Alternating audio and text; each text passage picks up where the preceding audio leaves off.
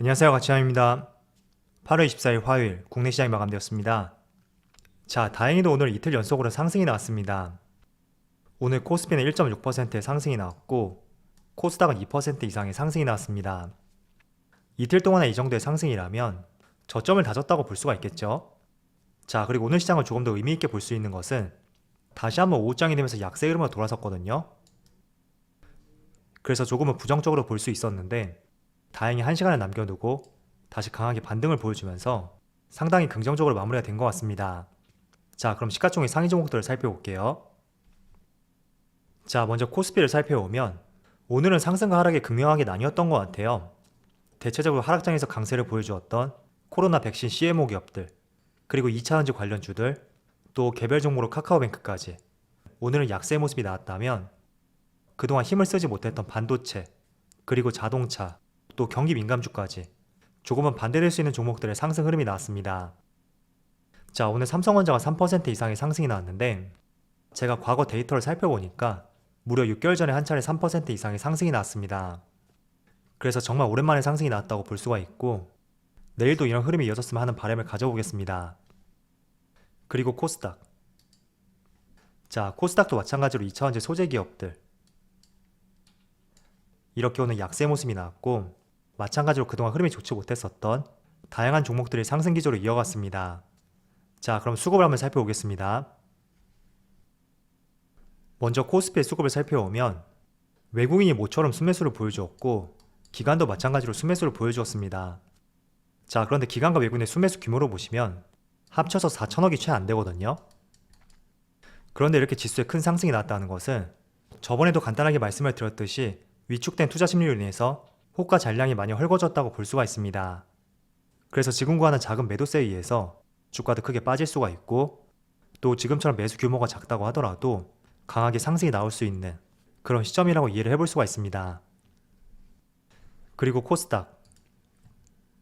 자, 코스닥은 오랜만에 지금 1000포인트로 회복을 했는데 외국인이 이틀 연속으로 순매수를 보여주었고 오늘 기관은 순매도로 보여주었네요. 자, 그리고 오늘 3% 이상의 상승이 나왔던 삼성전자 주가는 강하게 상승이 나왔지만 여전히 외국인은 순매도 기조를 이어가고 있습니다. 그리고 기관은 3거래일 연속으로 순매수를 이어가고 있네요. 자, 반면에 SK하이닉스는 외국인이 대량 순매수를 보여주었고 기관도 마찬가지로 매수세를 보여주었습니다. 그리고 어제 리콜 이슈가 있었던 LG화학 오늘도 외국인의 대량 순매도가 나왔습니다. 그래서 아마도 여진이 조금 더 이어질 것 같아요.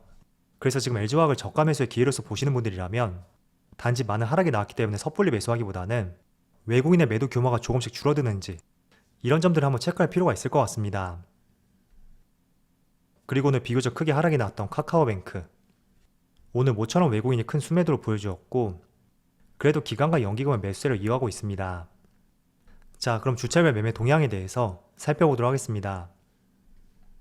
8월 24일 외국인이 가장 많이 매수한 종목은 삼성 SDI, HMM, 네이버, SK하이닉스, HLB 이렇게 5종목을 순매수 상위 종목 올렸습니다.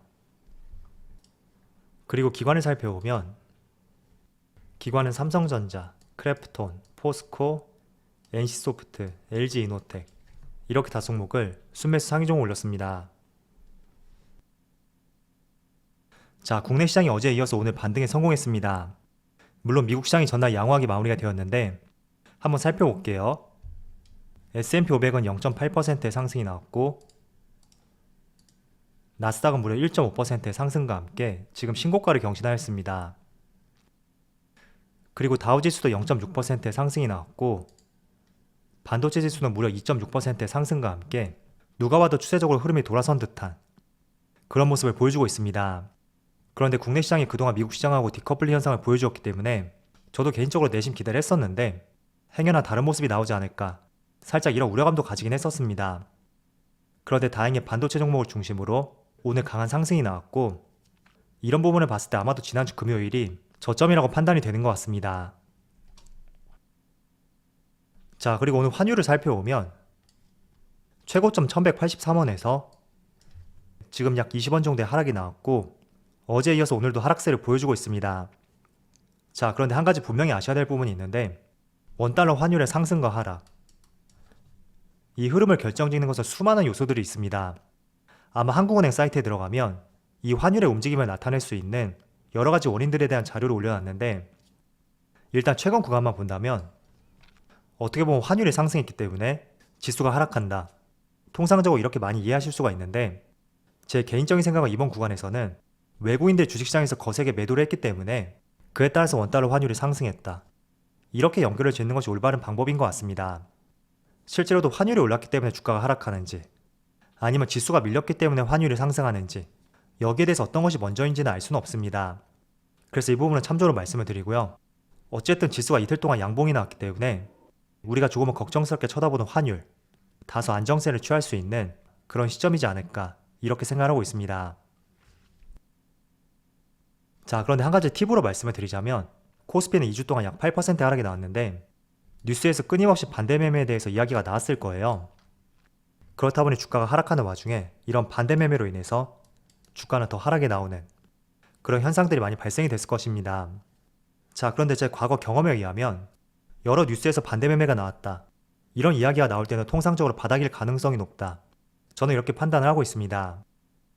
물론 반대 매매가 나온 뒤에 계속해서 하락이 조금 더 나올 수는 있겠지만 상당히 제한적일 거예요. 작년처럼 코로나가 발생이 되었고 이게 경제에 큰 영향을 미칠 수 있다는 그런 파급력 있는 이슈가 아니라면 지수의 하락폭은 제한이 되어 있거든요. 그래서 앞으로도 지수가 상승하다 보면 또 한 번씩 이렇게 크게 충격이 올 텐데, 그럴 때마다 이런 뉴스가 나온다면 너무 부정적인 생각보다는 좋은 매수 시점이 오고 있다, 이런 관점을 한번 접근해 보셨으면 좋겠습니다. 자, 그리고 코스피 지수를 보시면 지금 2주 동안 약 7%, 7.5% 되겠네요. 지수가 꽤나 큰 조정을 받았습니다. 자, 그렇다 보니까 이 기간 내에서 영상 댓글을 보면 굉장히 힘들었다, 또는 시장에 대한 회의감이 든다, 이런 이야기가 상당히 많았습니다. 자, 그렇지만 제가 여기에 대해서 한 가지 말씀을 드리면, 앞으로도 주식시장은 7%, 10%의 하락이 나올 가능성이 높고 이보다 더 큰 하락이 나올 가능성도 상당히 높습니다. 조금만 과거로 가볼까요?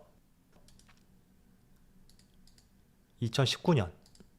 자, 2019년도 당시를 보시면 4월달, 이 당시에는 10%의 조정이 나왔고, 또 18년 10월달, 이 당시에는 15%의 조정이 나왔습니다.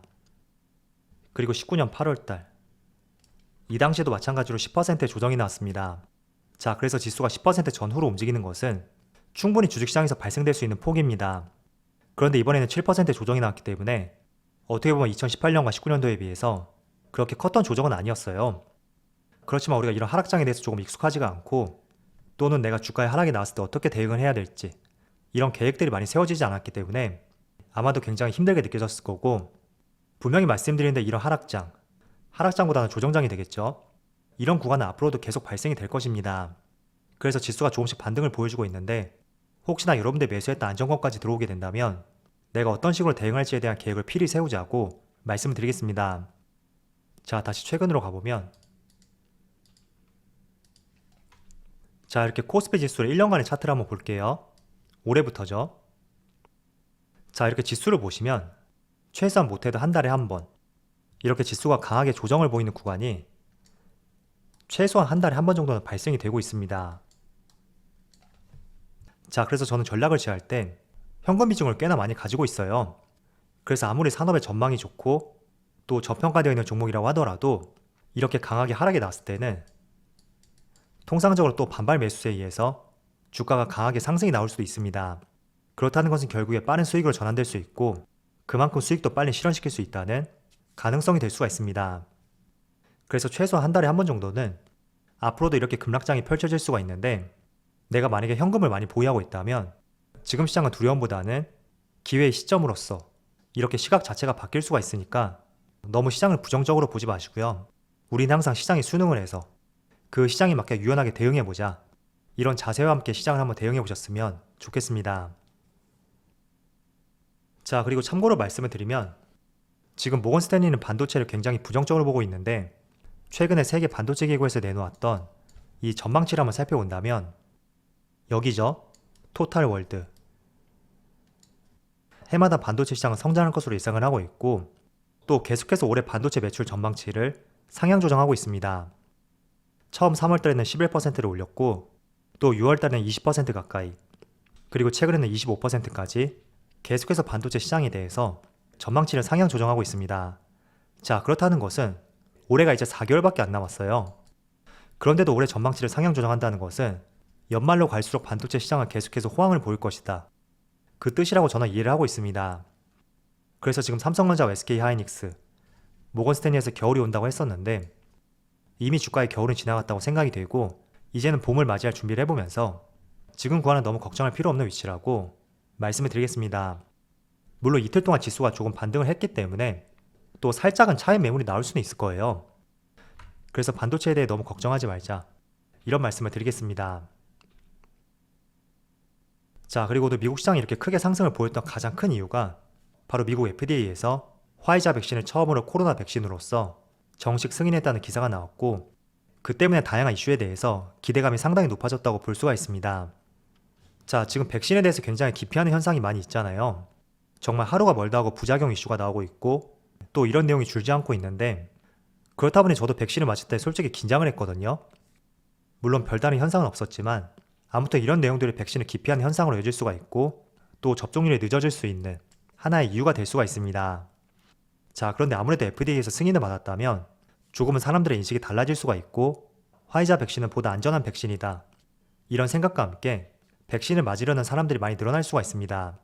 그래서 이 때문인지 오늘 리오프닝 관련주들 생각보다 강한 반등이 나고 있고 또 다양한 업종이 훈풍을 불고 있다고 볼 수가 있습니다. 자, 그리고 제가 한 가지 팁으로 말씀을 드리면 그동안 2주 동안 코스피가 7%의 하락이 나올 때 상대적으로 강했던 업종들이 있었죠. 예를 들어서 백신 기업들, 백신 CMO 기업이죠.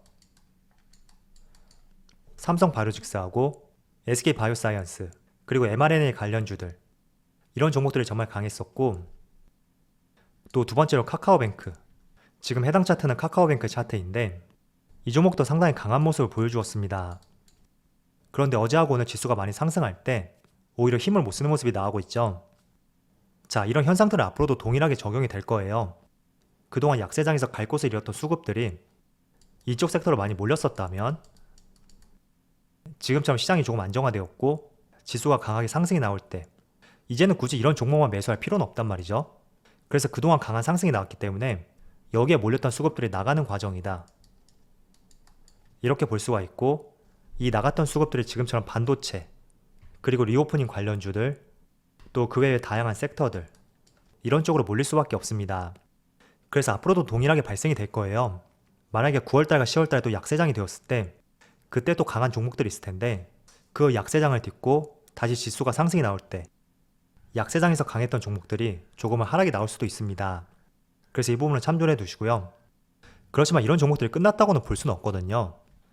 지금처럼 반등이 나오는 시장이 아니고 또 보합권이라든지 횡보하는 시장이 도래하게 된다면 다시 한번 상승이 나올 수 있는 가능성이 있기 때문에 우리가 흐름 정도만 한번 참조해보자, 이런 취지로 말씀을 드리겠습니다.